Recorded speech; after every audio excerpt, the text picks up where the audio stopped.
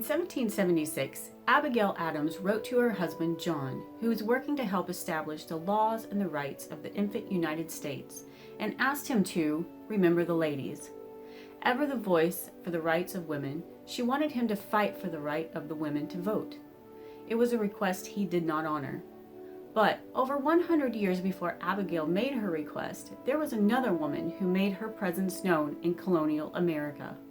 She was an immigrant from England, an unmarried woman, and a powerful businesswoman who wasn't afraid to stand up in a man's world. Her name is likely one you've never heard, but she became the first woman to represent her business in court, and the first woman to request the right to vote. Margaret Brent was born around 1601 in Gloucestershire, England, to Richard Brent, Lord of Admington and Larkstoke, and his wife Elizabeth Reed. Margaret was one of 13 children. The Brents were a wealthy gentry family, so it is likely that Margaret had some sort of formal education. But in 1600s England, they were a Catholic family in a time when there was much discrimination by Protestants. So when she and her sister Mary and their brothers Giles and Fulk immigrated to the Americas in 1638, not only was it an economic prospect, but also a religious one.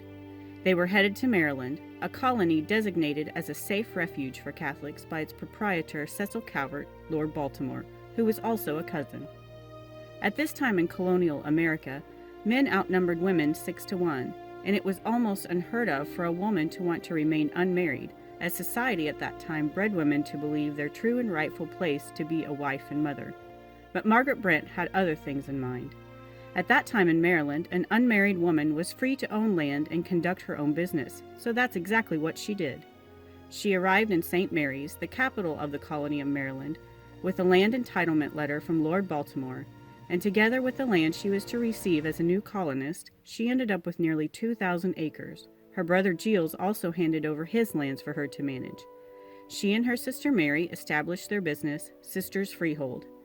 They lent money to new colonists and businesses, traded in servants and tobacco, and when people did not pay debts, she represented herself and her business in the Maryland Court of Common Law, the first woman to ever do so. She also represented other women and her brother Giles as well.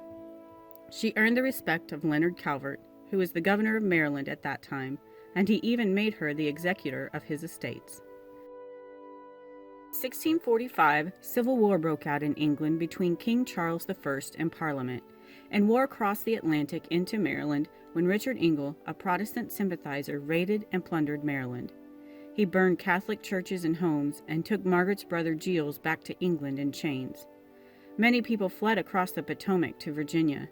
Later, Governor Calvert crossed back into Maryland with hired soldiers, where they quickly retook the colony.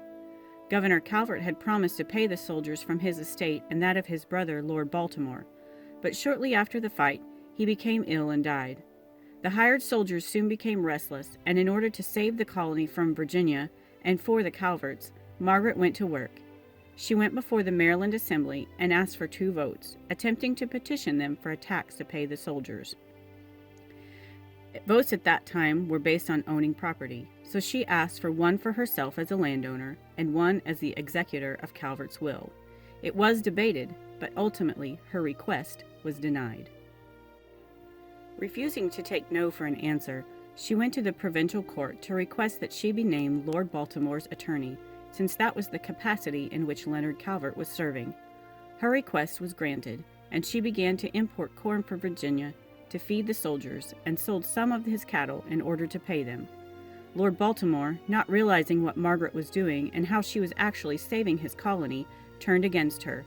And although not having gained the right to vote, the Maryland Assembly did stand up for her rights as an executor of Baltimore's lands and property. But Lord Baltimore wasn't convinced, and eventually Margaret left Maryland and settled in Virginia, where she died on her plantation she named Peace in 1671. While Margaret was never granted the right to vote, she is recognized as a founding mother and savior of the colony of Maryland. She was involved in over 100 court cases in both Maryland and Virginia, and is remembered for her independence, courage, and determination. In 1991, the American Bar Association established the Margaret Brent Award, that celebrates and recognizes outstanding achievements by women in the field of law and who have paved the way for other women. Margaret Brent is a force to be reckoned with, a powerful figure in colonial America. And she is how history happens.